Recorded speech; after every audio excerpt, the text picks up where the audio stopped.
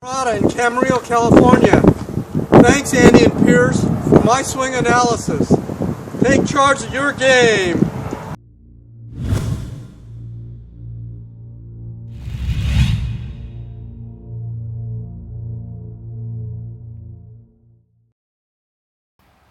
Okay, so as you can see, it's time for my swing analysis, and we have Stephen Morata, actually from our golf school, Pierce, here in Palm Springs a couple of days ago, and we said, well, why not do a swing analysis? Now, we're here at Indian Wells Golf Club, here in Palm Springs, so we're on the first tee of the Players Course.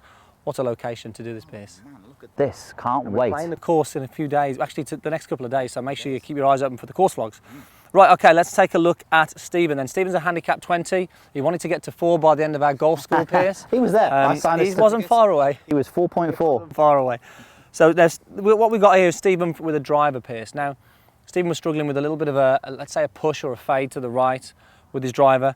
We also did some work on his golf swing, but the biggest things that we saw with his driver were setup changes. Yes. We just made a few changes and we had him drawing the golf ball, you know, with some height as well. So let's go ahead and look front on here and just go through a few points that you guys can take from it. So if we just notice, first of all, in his setup here, we have a fairly narrow stance for a driver.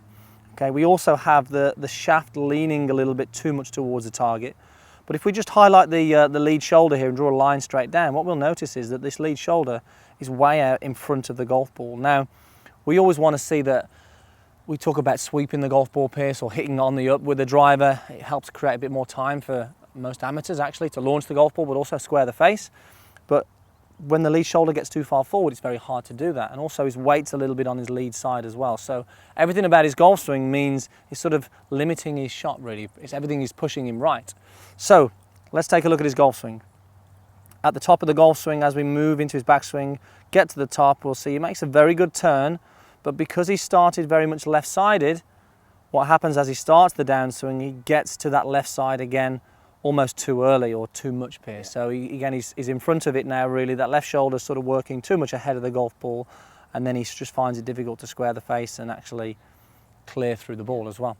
So we really made just 3 main changes, Pierce, from that, didn't we? We sort of said, well, let's get the stance wider, let's sort the shaft out and get the upper body in a better position. Just talk us through a little bit about how we changed that with him. It's interesting, just a quick one, Andy, before we get into that, you know, we actually screened Steve, and you know, so we physically checked out to see what he could do before this. And so some people might look at this and they might think, well, maybe there's some physical limitations. He was perfect for 61 years of age. Yes, 61 years of age.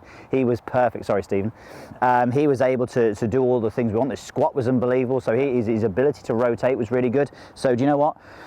It wasn't a physical. It was purely the technical. Okay, so what we let's have a look at it. So let's just actually replicate his setup. So narrow stance, ball was in a good place, shoulder was forward, and the shaft was forward. Okay, so the first great for a pitch shot. Unbelievable pitch shot, absolutely. He should be perfect with these, shouldn't he? So from here, what we want to do from there is actually, let's just get that right foot and just move it away from the left foot. Suddenly, I move this way. So suddenly I've moved more towards the right. Anyway, I'm more behind the golf ball straight away. So from there, I'll put the handle back to where his would have been.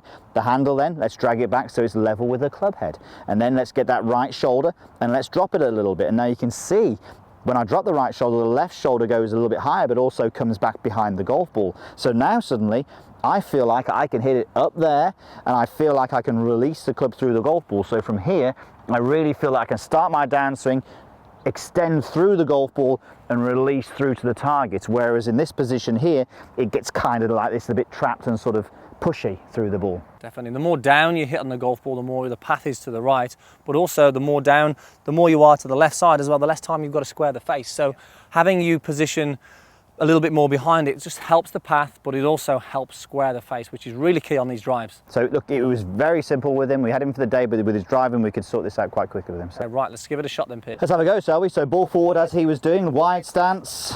This isn't a problem for me, is it normally, Andy? This is where I normally am. So handle of the club there, I almost get too much. Shoulder behind, the K-bomb almost from what we've said before. And then from there, first hole, Players Course, par 5. Can't wait to play this course tomorrow. Let's give it a rip. Wow. I think that could be, that's a long drive, that one, Pierce. Nice and high. Almost made the bunker in the middle of the fairway, which is about 360, is it? 380 maybe? He wishes. Stephen, you know it was 380. Okay, there you go, Stephen. Hope that helps you. You can go and practice that on your 12-foot wide driving range. Guys, hope that helps you as well. Post your comments down below if you have any questions about that. Give us the like button. That really does help us as well. And if you haven't already, hit the subscribe button. It is for free. Definitely. And also don't miss our course vlogs here at the Celeb and the Players course. We're filming those very, very soon. Make sure you look out for those. And also for lots more great golf instruction, click on the link in the corner for meandmygolf.com. Thanks, guys. Thanks for watching.